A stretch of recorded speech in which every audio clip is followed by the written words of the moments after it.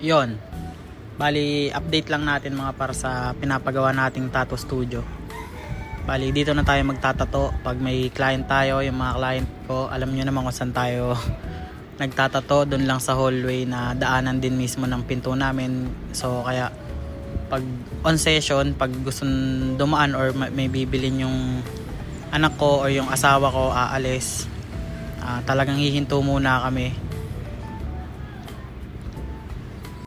na titigil yung session namin, yung naiistorbo kami kasi nga pag dadaan nakaharang yung table ko, tas nakaharang ako, talagang isa lang na tao yung kasya, ako lang, kaya pag may dadaan kailangan ko tumayo muna. Ito ngayon yung pinapagawa ni Mrs. na tattoo studio natin, medyo malaki, kasya tayo rito.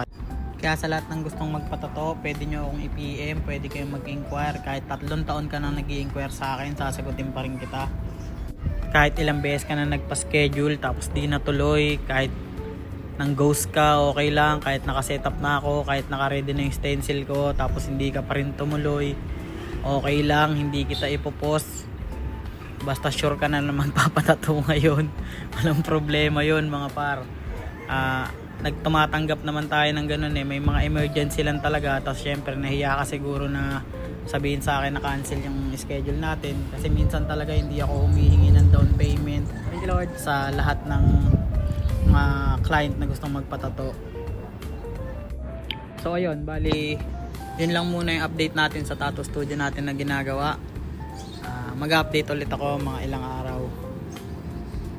Sa mga gustong magpatato or gustong magpa-schedule ng tapos na yung tattoo studio natin, pwede nyo akong i-PM tapos i-set natin yung date na libre ka tapos libre din ako para magkita tayo. So yun lang.